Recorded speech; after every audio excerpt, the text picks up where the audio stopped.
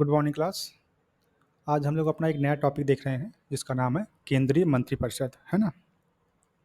जैसा कि आप लोग जान रहे हैं कि पिछले दो तीन क्लासों में हम लोगों ने इसके पहले भी जो है ये चूँकि ये जो हमारा केंद्रीय मंत्रिपरिषद है यह पार्ट है किसका? कार्यपालिका का, है ना। तो कार्यपालिका के अंतर्गत अभी तक हम लोगों ने राष्ट्रपति को पढ़ लिया, उपराष्ट्रपति को पढ़ लिया, है ना। महान्यायवादी को पढ़ लिया और प्रधानमंत्री को पढ़ लिया। और आज जो है संघ की कार्यपालिका के अंतर्गत लास्ट जो हमारा है वो है केंद्रीय मंत्रिपरिषद। जब ये पूरा हो जाएगा फिर हम लोग आएँगे किसमें? राज्य की कार्यपालिका में, है ना। फिर राज्य की कार्यपालिका में हम लोग पढ़ने वाले हैं राज्यपाल, मुख्यमंत्री और महाधिवक्ता और उनकी मंत्रिपरिषद, ठीक है। चलिए, तो पहले आज हम लोग संघ की जो कार्यपालिका है उसको समाप्त कर लें और उसमें जो सबसे लास्ट टॉपिक है वो यही हमारा है जिसका नाम है केंद्रीय मंत्रिपरिषद, है ना। चलिए, तो थोड़ा-सा हम सबसे पहले आज ये जान लें कि इस टॉपिक में हमको पढ़ना क्या-क्या है। चलिए, तो इसमें हम सबसे पहले ये जान लेते हैं कि इसकी जो संरचना है वो, है ना? कि केंद्रीय मंत्रिपरिषद की जो संरचना है वो किस प्रकार से हुई है, इसके अंग कौन-कौन हैं, उसको जान लेते हैं। उसके बारे में इसका जो परिचय थोड़ा-सा उसको हम लोग यहाँ पे देख लेंगे।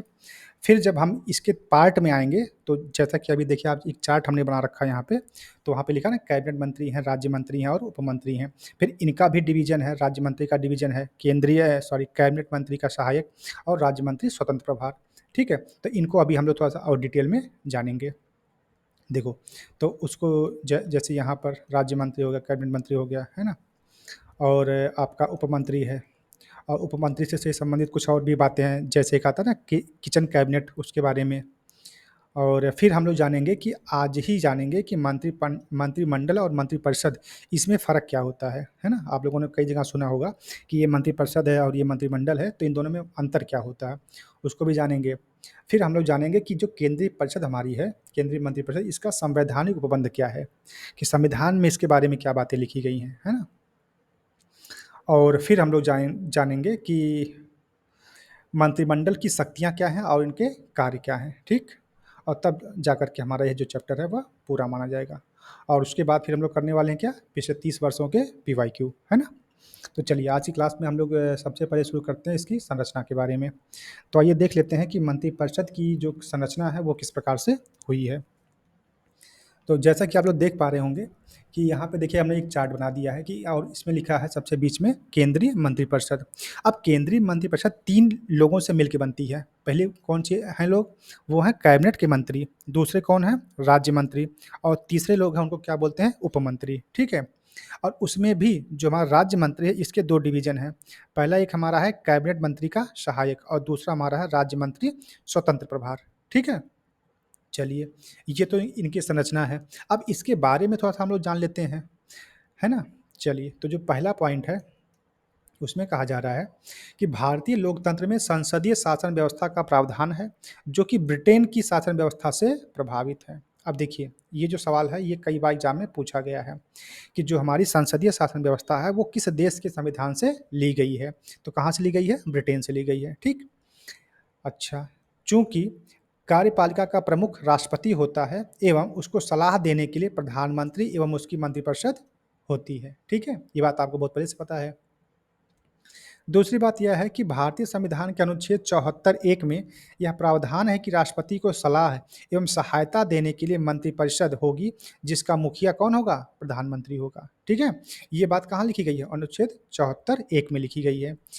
कि राष्ट्रपति को सलाह देने के लिए एक मंत्रिपरिषद होगी और उस मंत्रिपरिषद का जो मुखिया होगा वो कौन होगा? प्रधानमंत्री होगा, ठीक? चलिए, तीसरा पॉइंट यह लिखा हुआ है कि मंत्रिपरिषद की जो संरचना है, वो जो है मंत्रिपरिषद में मंत्रियों को 3 श्रेणियों में रखा गया है। पहला हमारा है कैबिनेट का मंत्री, नंबर 2 हमारा राज्य मंत्री और नंबर 3 हमारा है उपमंत्री, ठीक है? चलिए, तो उम्मीद है कि आपको इतनी बात समझ में आई होगी। अब हम लोग चलते हैं और देखते हैं कैबिनेट मंत्री के बारे में। चलो भाई, कैबिनेट मंत्री, है ना? इसमें जो पहला है, वो क्या चीज़ है? आओ देखते हैं, कैबिनेट मंत्री के बारे में, है ना? जो पहला पॉइंट लिखा है, वो यही लिखा है कि अपने-अपने विभाग के प्रमुख ये मंत्री मंत्रिपरिषद का सर्वाधिक महत्वपूर्ण भाग होते हैं। कैबिनेट मंत्रियों के पास महत्वपूर्ण मंत्रालय जैसे गृह मंत्रालय, रक्षा मंत्रालय, वित्त मंत्रालय, विदेश मंत्रालय व अन्य मंत्रालय होते हैं, ठीक है?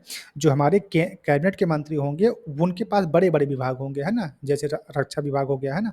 रक्षा मंत्रालय हो गया, गृह मंत्रालय हो गया, वित्त मंत्रालय हो गया, विदेश हो गया, या इस तरह के जो भी बड़े मंत्रालय हैं, उसके वो क्या होंगे? प्रमुख होते हैं। नंबर 2 ये है कि शासन संबंधी महत्वपूर्ण निर्णय कैबिनेट द्वारा ही लिया जाता है। जो कैबिनेट के मंत्री होते हैं, उनके माध्यम से जो बड़े निर्णय होते हैं, वो लिए जाते हैं। कैबिनेट की अनेक समितियाँ भी होती हैं, जैसे कैबिनेट की राजनीतिक समिति, नियुक्ति से संबंधित समितियाँ, रक्षा मामलों की समिति, निवेश से संबंधित समिति। तो इस प्रकार से बहुत सारी समितियाँ भी होती हैं, जिनके माध्यम से जो कैबिनेट का मंत्री होता है या जो उसका प्रमुख होता है, वह निर्णय लेता है। ठीक? चलिए, इसी प्रकार से राज्य मंत्री भी कुछ होते हैं, उनके बारे में जान लेते हैं। इनके बारे में पॉइंट नंबर 1 लिखा है कि राज्य मंत्रियों के अंतर्गत 2 प्रकार के मंत्री आते हैं। राज्य मंत्री में कितने आते हैं? 2 आते हैं। देखो, एक जो है, एक वे मंत्री होते हैं जिन्हें मंत्रालय या विभागों का स्वतंत्र प्रभार प्रदान किया गया है। ऐसे मंत्री राज्य मंत्री स्वतंत्र प्रभार कहलाते हैं, ठीक? और जो दूसरे मंत्री वे होते हैं जिन्हें किसी मंत्रालय से संबंधित कोई विशेष कार्य सौंपा जाता है, अर्थात कैबिनेट मंत्री के सहयोगी के रूप में कार्य करते हैं। सामान्यतः राज्य मंत्री कैबिनेट की बैठकों में भाग नहीं लेता है। अब देखिए, राज्य मंत्री में 2 प्रकार के मंत्री, पहला मंत्री कौन? वो मंत्री जिनको मंत्रालय या विभागों का स्वतंत्र प्रभार दे दिया जाता है कि आप अपने हिसाब से इसको सँभालिए, ठीक? लेकिन जो दूसरे होते हैं, जो दूसरे प्रकार के मंत्री होते हैं, उनको क्या किया जाता है, उनको उसी मंत्रालय में कोई एक पर्टिकुलर काम दे दिया जाता है। जैसे एक ही मंत्रालय में कई सारे काम होते हैं, तो किसी एक काम के लिए उनको नियुक्त कर दिया जाता है, ठीक है? और वो जो है कैबिनेट मंत्री के सहयोगी के रूप में कार्य करते हैं, ठीक? लेकिन यहाँ पे ध्यान देने वाली बात ये है कि जो भी राज्य मंत्री होगा, वह जो है कैबिनेट की बैठकों में शामिल नहीं होगा। क्यों? क्योंकि भाई देखो, जो बड़े लोग हैं, ठीक है? जो आपके कैबिनेट मंत्री हैं, इनकी जब बैठक होगी ती उस इसमें उसी लेवल के ही लोग बैठेंगे। लेकिन जो इनका सबॉर्डिनेट है, जो छोटे-छोटे नहीं, ये देखो, एक जो राज्य मंत्री और जो आपके ये छोटे वाले हैं, ये लोग इसमें इस बैठक में शामिल नहीं होंगे। ठीक है? ये बात लिखी जा रही है। और तीसरी बात ये कहा जा रहा है उपमंत्री के बारे में। उपमंत्री में क्या चीज़ें हैं कि तीसरे स्तर के ये मंत्री विभागों में प्रशासनिक कार्यों का निर्वहन करते हैं एवं मंत्रिमंडल की बैठकों में भाग नहीं लेते। ये तो उनसे भी छोटे हैं, तो ये कहाँ से भाग लेने वाले हैं, ठीक है? ये लोग क्या करते हैं, सिर्फ़ प्रशासनिक कार्यों में क्या करेंगे, कार्यों का निर्वहन करेंगे, है ना? और ये लोग जो है बैठकों में भाग नहीं लेते हैं, ठीक? चलिए, अब देखिए, कुछ अब इन्हीं मंत्रियों से संबंधित थोड़ी-सी कुछ नोट पॉइंट्स हैं जिसको हमने यहाँ पे पॉइंट आउट कर दिया है। थोड़ा-सा इसको आप लोग समझने का प्रयास करिएगा कि मंत्रिमंडल की बैठकों में भाग लेने वाले मंत्री कैबिनेट मंत्री होते हैं एवं राज्य मंत्री स्वतंत्र प्रभार कैबिनेट की बैठकों में आमंत्रण के बाद भागीदारी करता है। यह स्वतः नहीं जाते हैं, जब उसकी बैठक स्टार्ट होगी कैबिनेट मंत्रियों की, तो उसमें सिर्फ और सिर्फ कैबिनेट के लोग ही रहेंगे। लेकिन अगर कभी कोई आवश्यकता पड़ती है और इनको बुलाया जाता है किसी कार्य के लिए, तब यह उसमें भागीदारी अपनी देते हैं। ठीक है? बात करते हैं पॉइंट नंबर 2 की, कि इसके अलावा मंत्रियों की एक और श्रेणी भी होती है, जिनको क्या कहते हैं, संसदीय सचिव भी कहा जाता है। एक श्रेणी और होती है, उसको क्या बोलते हैं, संसदीय सचिव। अब ये क्या होते हैं भाई, तो इसको भी देख लेते हैं कि जो हमारे सचिव होंगे, वो विभिन्न मंत्रियों की सहायता करते हैं, इसलिए इनका जो दर्जा है लगभग मंत्रियों के समान होता है, ठीक है? संविधान में निर्धारित मंत्रिपरिषद के आकार का अतिक्रमण ना हो, ठीक है? मंत्रिपरिषद के आकार का अतिक्रमण ना हो, इसलिए संसदीय सचिव को सैद्धांतिक रूप से मंत्रिपरिषद के समूह में नहीं रखा जाता। क्योंकि होता क्या कि अगर बहुत बड़ी हम अपनी एक मंत्रिपरिषद बना देंगे, तो उसमें ज़्यादा दिक्कत हो जाएगी, है ना? एक एक कहावत आप लोगों ने सुना होगा ना कि ज़्यादा जोगी मठ उजाड़, है ना? ये समस्या आ जाती है। तो हमारी जो मंत्रिपरिषद होती है, वो क्या होती है, एक सीमित दायरे में होती है, ठीक है? और उनको सपोर्ट करने के लिए अलग से कुछ लोगों की नियुक्ति भी की जाती है, तो वो यही लोग होते हैं, ठीक है? संसदीय सचिव लोग होते हैं, कुछ ऐसी बात है। चलो, चौथी बात ये है कि एक होती है किचन कैबिनेट, जिसको हम क्या बोलते हैं, आंतरिक कैबिनेट भी बोलते हैं, ठीक है? इसमें देखो क्या चीज़ें हैं, ये इसको आप इस तरीके से मान सकते हैं कि ये प्रधानमंत्री का एक सीक्रेट, कुछ लोग होते हैं जो अपने सीक्रेसी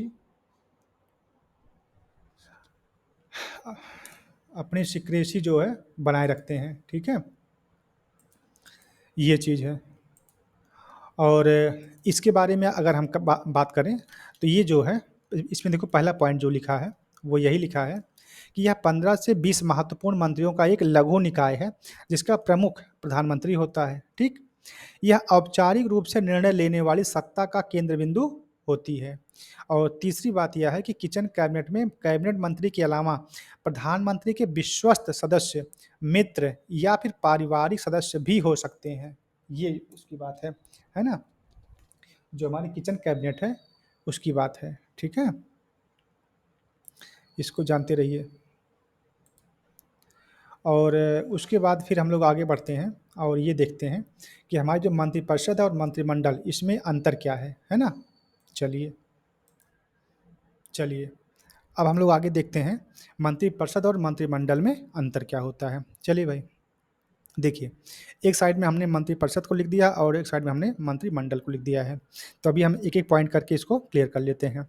देखो, जो सबसे पहला पॉइंट यहाँ पे लिखा है मंत्रिपरिषद में, इसमें लिखा है कि इसमें मंत्रियों की तीन श्रेणियाँ होती हैं, कैबिनेट मंत्री, राज्य मंत्री व उपमंत्री होती हैं।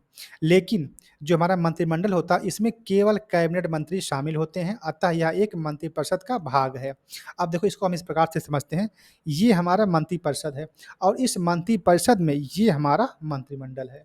अब ये जो मंत्रिमंडल है इसमें केवल और केवल हम कौन लोग रहेंगे, हमारे सिर्फ कैबिनेट के मंत्री ही रहेंगे। लेकिन ये जो पूरा है इसको हम क्या कहते हैं, मंत्रिपरिषद कहते हैं। इसमें कोई और भी मंत्रालय हो सकता है, कोई और भी हो सकता है, कोई और भी। लेकिन जो ये छोटा-सा पार्ट है इसमें अगर केवल और केवल कैबिनेट वाले ही बैठेंगे तो उसको हम क्या बोलेंगे, मंत्रिमंडल बोलेंगे। तो यही फ़र्क है कि जो हमारा मंत्रिमंडल है वह मंत्रिपरिषद का क्या है, पार्ट है। ठीक है ना? कि कई सारे मंत्रिमंडल मिल करके एक मंत्रिपरिषद बनाते हैं। ऐसे समझ लीजिए। समझे? ये चीज़ है। देखो, दूसरी बात क्या है कि यह एक बड़ा निकाय है, ठीक है? जैसा कि आपने यहाँ देखा, जिसमें 60 से 70 मंत्री होते हैं। समय एवं परिस्थितियों के अनुसार प्रधानमंत्री इनके आकार को घटा या बढ़ा सकते हैं, ठीक है? सेकंड पॉइंट यहाँ लिखा है कि यह एक लघु निकाय है, जिसमें 15 से 20 मंत्री होते हैं। भाई, एक मंत्रिमंडल है ना केवल, तो इसमें 15 से 20 लोग ही रहेंगे, ठीक? तीसरी बात यह है कि यह सरकारी कार्यों हेतु एक बैठक साथ एक यह सरकारी कार्य हो तो एक साथ बैठक नहीं करती है, इसका कोई सामूहिक कार्य नहीं होता है। अरे भाई, एक बात बताओ हमको, ये अलग मंत्रिमंडल है, ये अलग मंत्रिमंडल है, ये अलग मंत्रिमंडल है, तो कैसे सब लोग काम कर लेंगे? लेकिन हाँ, ये सब मिल करके एक मंत्रिपरिषद के अंतर्गत आते हैं, ये बात तो है, ठीक है। वही देखो, यहाँ पर लिखा हुआ है कि जो पार्ट 3 है, अब देखो चूँकि ती मंत्रिमंडल में क्या होगा, जैसे मान लो ये हमारा एक मंत्रिमंडल है। अब इस मंत्रिमंडल में मंडल में जितने भी लोग होंगे वो एक ही दिमाग वाले होंगे या एक ही डिपार्टमेंट वाले होंगे, ठीक है? तो वो सारे लोग किसी एक ही विषय पर जो है चर्चा करेंगे और उसका जो समाधान होगा उसको निकालने का प्रयास करेंगे। तो वही बात देखो यहाँ पर भी लिखा गया है कि यह एक निकाय की तरह है, और यह जो है सामान्यतः हफ्ते में 1 बार बैठक करती है और सरकारी कार्यों के संबंध में निर्णय करती है। इसके जो कार्यकलाप होते हैं वो सामूहिक होते हैं, मतलब सभी लोग मिल करके इस पे किसी एक विषय पे पर जो फैसला कर लेते हैं, ठीक? देखो, चौथी बात ये है कि यह जो है सामूहिक रूप से लोकसभा के प्रति उत्तरदायी होती है। ये देखिए, यहाँ पर एक मंत्रिमंडल, फिर एक मंत्रिमंडल, फिर एक मंत्रिमंडल और सारे मंत्रिमंडल मिल करके एक क्या बना रहे हैं, मंत्रिपरिषद। और ये जो हमारी मंत्रिपरिषद वो है, वो जो है लोकसभा के प्रति उत्तरदायी होती है, ठीक? यहाँ पर क्या कहा जा रहा है कि यह जो है मंत्रिपरिषद की लोकसभा के प्रति सामूहिक जिम्मेदारी को लागू करती है, ठीक? पाँचवीं बात यह है कि इसके कार्यों का निर्धारण मंत्रिमंडल करती है और यहाँ पर लिखा है कि यह मंत्रिपरिषद को राजनैतिक निर्णय लेकर निर्देश देती है तथा ये निर्देश सभी मंत्रियों पर बाध्यकारी होते हैं। कैबिनेट मंत्रालय में जो भी फैसला होगा वो सभी मंत्री उसको मानने के लिए बाध्य होंगे, ये बात है। और छठी बात यह है कि संविधान के अनुच्छेद 74 व 75 में इसका विस्तृत वर्णन किया गया है। अतः यह एक संवैधानिक निकाय है। क्या? मंत्रिपरिषद, है ना? जो हमारा मंत्रिपरिषद है वो क्या है? एक संवैधानिक निकाय है, ठीक है? और देखिए, अब चूँकि वो जो बड़ी-सी संस्था है वो संवैधानिक निकाय है ना? लेकिन ये जो हमारा है, छठा नंबर, इसमें देखो देखो क्या लिखा है कि संविधान के मूल भाग में इसका वर्णन नहीं है, बल्कि 44वें संविधान संशोधन अधिनियम 1978 द्वारा अनुच्छेद 352 में यह जोड़ा गया था। कौन? मंत्रिमंडल। ठीक है, ये चीज़ है। तो हमें लगता है कि थोड़ी बहुत आपको बात समझ में आई होगी मंत्रिपरिषद के बारे में और मंत्रिमंडल के बारे में। चलिए, अब हम चर्चा कर लेते हैं कि संवैधानिक प्रावधान क्या इसके हैं। संविधान में मंत्रिपरिषद के बारे में क्या बातें लिखी गई हैं।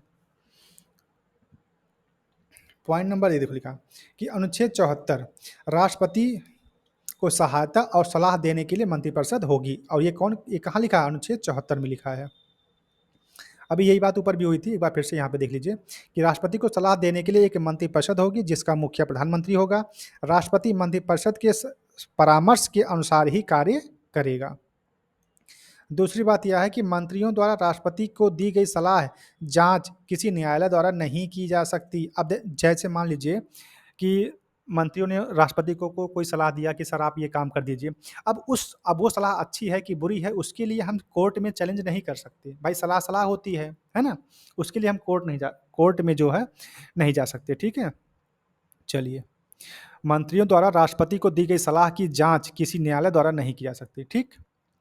अनुच्छेद 75 पॉइंट नंबर 2, इसमें क्या कहा जा रहा है कि मंत्रियों के बारे में कुछ अन्य उपबंध भी हैं, उसको जान लीजिए।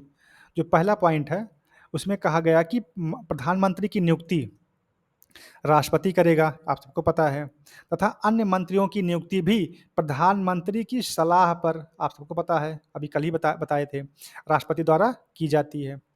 सेकंड पॉइंट ये है कि मंत्रिपरिषद के सदस्यों की कुल संख्या लोकसभा की कुल संख्या के 15% से अधिक नहीं हो सकती। और ये कब कहा गया? 91वें संविधान संशोधन 2003 के द्वारा। और इसी में एक बात और कहा जा रहा है कि प्रधानमंत्री साहब भी इसी 15% में शामिल रहेंगे। मंत्रिपरिषद के सदस्यों की जो संख्या होगी वो लोकसभा की कुल संख्या के 15% से अधिक नहीं हो सकती। इस बात को समझिए। देखिए, होता क्या था पहले कि मान लीजिए हमने चाहा तो हमने अपनी एक जो मंत्रिपरिषद वो बहुत बड़ी बना ली। तो अब जब 91वां जब संविधान संशोधन किया गया 2003 में, तब कहा गया कि आप अपनी मनमर्जी के हिसाब से अपनी मंत्रिपरिषद नहीं बना सकते हैं। आपकी लोकसभा में की जितनी संख्या होगी उसके मात्र 15% ही जो है आप अपने इस मंत्रिपरिषद में लोगों को रख सकते हैं। ठीक है? और इसी 15% में प्रधानमंत्री साहब भी शामिल होंगे। अब ये नहीं कि नहीं उनको साहब को अलग कर दीजिए, ऐसा नहीं होगा। ठीक है? यही बात कही जा रही है। और ये जो बात कहाँ कब आई है? 2003 में आई है। किस संविधान संशोधन के द्वारा? 91 में, है ना? चलो, बात करते हैं पॉइंट नंबर 3 की। इसमें कहा जा रहा है कि दल-बदल के आधार पर संसद सदस्य की अयोग्यता की स्थिति में मंत्री पद के लिए भी वह मंत्री अयोग्य हो जाता है। ठीक है? अगर कोई दल-बदल वाली बात आती है, ठीक है? दल-बदल के आधार पर संसद सदस्य की अयोग्यता की स्थिति में मंत्री पद के लिए भी वह मंत्री अयोग्य हो जाएगा। चौथी बात यह है कि राष्ट्रपति द्वारा मंत्रियों को पद एवं गोपनीयता की शपथ दिलवाई जाती है। देखो भाई, राष्ट्रपति साहब प्रधानमंत्री साहब को शपथ दिलवाते हैं और साथ ही साथ जो उनके सहयोगी मंत्री हैं उनको भी। ठीक? एवं ये मंत्री राष्ट्रपति के प्रसादोपर्यंत कार्य करते हैं। इस बात को मत भूलिएगा, कई बार पूछा गया है कि जब तक राष्ट्रपति चाहेगा तब तक, ठीक है ना? ये मंत्री लोग साथ में रहेंगे, है ना? ये बात है। पाँचवीं बात ये है कि संसद सदस्य ना होने की स्थिति में नियुक्त किए गए मंत्री को 6 माह के अंदर किसी भी सदन का सदस्य होने की अनिवार्यता है अथवा वह इस अवधि के उपरांत मंत्री नहीं रहेगा। मान लीजिए राष्ट्रपति साहब ने किसी एक व्यक्ति को मंत्री बना दिया, लेकिन अभी वो किसी सदन का वो सदस्य नहीं है, तो अब क्या करना है कि अगले 6 माह के अंदर जो है उनको उस सदन का जो है सदस्य बनना पड़ेगा। और अगर नहीं बनते हैं तो 6 माह के बाद उनको बाहर कर दिया जाएगा। ठीक? ये चीज़ है। और इसके बाद देखते हैं अनुच्छेद 88, इसमें क्या बातें हैं? संसद में मंत्री और महान्यायवादियों के अधिकार के बारे में बात है। तो देखो, पहला पॉइंट लिखा है कि प्रत्येक मंत्री और महान्यायवादी के पास किसी भी सदन में बोलने एवं कार्यवाही में भाग लेने का अधिकार है। ये बात हम आपको पढ़ाए थे जब महान्यायवादी पढ़ा रहे थे कि भाई देखो, सदन में बैठने का और बोलने का अधिकार है, लेकिन मताधिकार का अधिकार नहीं है। अगर कहीं कोई मत देने वाली बात हुई, किसी निर्वाचन की बात हुई, तो वहाँ पर महान्यायवादी साहब जो हैं, वो मत नहीं दे सकते। हाँ, संसद की कार्रवाई में बैठ सकते हैं, बोल सकते हैं, इ इसका अधिकार दिया गया है, यही बात कही जा रही है। ठीक है? दूसरी बात ये है कि उसे संसद की संयुक्त बैठक तथा संसदीय समिति जिसका उसे उसे सदस्य बनाया गया हो की बैठक में भाग लेने का अधिकार होता है, ठीक है? केवल बैठने या बोलने का अधिकार है, मताधिकार का अधिकार नहीं है, ठीक? चलिए, अब थोड़ी-सी बात जान लेते हैं कि मंत्रियों का जो उत्तरदायित्व है, सामूहिक उत्तरदायित्व, व्यक्तिगत उत्तरदायित्व और विधिक उत्तरदायित्व। जो पहला है सामूहिक, कि लोकसभा के प्रति सामूहिक उत्तरदायित्व होता है, ठीक? व्यक्तिगत में क्या है? मंत्रियों का व्यक्तिगत उत्तरदायित्व राष्ट्रपति के प्रति होता है। यह कहाँ लिखा गया? अनुच्छेद 75 2 में। और तीसरी बात यह है कि विधिक उत्तरदायित्व, यह भारत के मंत्रियों का कोई विधिक उत्तरदायित्व नहीं होता है और ये जो यह परंपरा है, ये कहाँ पे है? ब्रिटेन में है। ब्रिटेन में इस प्रकार की व्यवस्था चलती है, ठीक है? यही बात कई बार पूछी गई है कि जो सामूहिक उत्तरदायित्व है, वो किसके प्रति होगी मंत्रियों की? तो वो हमारी होगी लोकसभा के प्रति, ठीक है? इस बात को जानते रहिएगा। और जब व्यक्तिगत की बात आएगी तो जो व्यक्तिगत उनके जो उनके उत्तरदायित्व हैं, वह राष्ट्रपति के प्रति होंगे और ये लिखा कब गया है? अनुच्छेद 75 2 में लिखा गया है, ठीक है? चलिए, और आज के टॉपिक का लास्ट पॉइंट है कि मंत्रिमंडल की शक्तियाँ एवं उनके कार्य। मंत्रिमंडल को क्या-क्या शक्तियाँ दी गई हैं और क्या-क्या उनके कार्य हो सकते हैं। और देखते हैं पहला पॉइंट कि राष्ट्रीय नीति के निर्धारण में मंत्रिमंडल महत्वपूर्ण भूमिका निभाती है, सही बात है। दूसरी बात ये है कि कार्यपालिका शक्ति का प्रयोग व्यावहारिक रूप में मंत्रिमंडल द्वारा ही किया जाता है। अतः कार्यपालिका पर नियंत्रण भी मंत्रिमंडल के द्वारा ही किया जाता है। कार्यपालिका पर नियंत्रण मंत्रिमंडल के द्वारा ही किया जाता है, क्लियर है? और तीसरी बात ये है कि मंत्रिमंडल के परामर्श से ही संसद के दोनों सदनों में राष्ट्रपति सदस्यों को मनोनीत करता है। अब देखिए, मंत्रिमंडल के ही परामर्श पर राष्ट्रपति साहब क्या करेंगे? सदस्यों का मनोनयन करेंगे, ठीक? और चौथी बात ये है कि मंत्रिमंडल के परामर्श से राष्ट्रपति द्वारा अध्यादेश जारी किया जाता है, ठीक है ना? और पाँचवीं बात ये है कि मंत्रिमंडल द्वारा देश की आर्थिक नीतियों का निर्धारण किया जाता है, जैसे बजट का निर्माण या फिर करों का आरोपण। तो ये सारे जो कार्य हैं, ये मंत्रिमंडल के कार्य हैं और उनकी शक्तियाँ भी हैं, ठीक है? तो ठीक है दोस्त, आज के लिए इतना ही रखते हैं। अब हम जब अगली क्लास में मिलेंगे तो उसमें हम लोग पीवाईक्यू करेंगे, ठीक है? मंत्रिपरिषद से अभी तक पिछले 30 वर्षों में कितने सवाल पूछे गए हैं, उन सब सवालों को सॉल्व करने का प्रयास करेंगे।